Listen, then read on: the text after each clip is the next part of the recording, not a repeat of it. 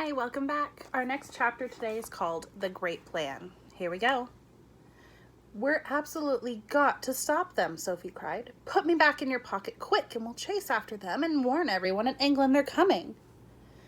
Redunculous and impossible, the BFG said. They is going 2 times as fast as me and they is finishing their guzzle before we is halfway. But we can't just sit here doing nothing, Sophie cried. How many girls and boys are they going to eat tonight? Many, the BFG said. The flesh-lumping eating giant alone has most squawking wopsy appetite. Will they snatch them out of their beds while they're sleeping? Like peas out of a pottle, the BFG said. I can't bear to think of it, Sophie cried. Then don't, the BFG said. For years and years I is sitting here on this very rock every night after night, when they is galloping away and I is feeling so sad for all the human beings they is going to gobble up. But I has had to get used to it. There is nothing I can do. If I wasn't a titchy little runty giant only 24 feet high, then I would be stopping them. But that is absolutely out the window. Do you always know where they're going? Sophie asked. Always, the BFG said. Every night they is yelling at me as they go boodling past. The other day they was yelling, we is off to Mississippi and Missouri to guzzle them both. Disgusting, Sophie said. I hate them. She and the big friendly giant sat quietly side by side on the blue rock in the gathering dusk. Sophie had never felt so hopeless in her life. After a while, she stood up and cried out, I can't stand it. Just think of those poor girls and boys who are going to be eaten alive in a few hours' time. We can't just sit here and do nothing. We've got to go after those brutes. No, the BFG said. We must, Sophie cried. Why won't you go? The BFG sighed and shook his head firmly. I has told you 5 or 6 times, he said, and the third will be the last. I is never showing myself to human beings. Why ever not? If I do, they will be putting me in the zoo with all the jiffy raffs and the caddy piddlers. Nonsense, Sophie said. And they will be sending you straight back to the orphanage. The BFG went on. Grown-up human beings is not famous for their kindnesses. They is all squift rottlers and grinksledgers. That simply isn't true, Sophie cried angrily. Some of them are very kind indeed. Who? The BFG said. Name one. The Queen of England, Sophie said. You can't call her a squiff-rattler or a grinksledger. Well, the BFG said, you can't call her a squeak-pip or a not-mucher either, Sophie said, getting angrier and angrier. The flesh-lump-eater is longing dearly to guzzle her up, the BFG said, smiling a little now. Who? The Queen? Sophie cried aghast. Yes, the BFG answered. Flesh-lump-eater says he is never eating a queen, and he thinks perhaps she has an especially scrumdiddlyumptious flavor. How dare he? Sophie cried. But Flesh-lump-eater says there is too many soldiers around her palace, and he doesn't try it. He'd better not, Sophie said. He is also saying he would like very much to guzzle one of the soldiers in his pretty red suit, but he is worried those big black furry hats they is wearing. He thinks they might be sticking in his throat. I hope he chokes on it, Sophie said. Flesh-lump-eater is very careful giant, the BFG said. Sophie was silent for a few moments. Then suddenly, in a voice filled with excitement, she cried out, I've got it! By golly, I think I've got it! Got what? Asked the BFG.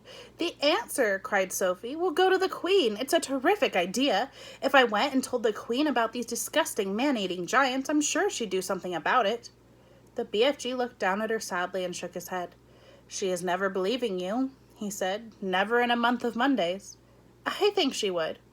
Never, the BFG said. It is sounding such a wonky tall story, the Queen will be laughing and saying, what awful rub-squash.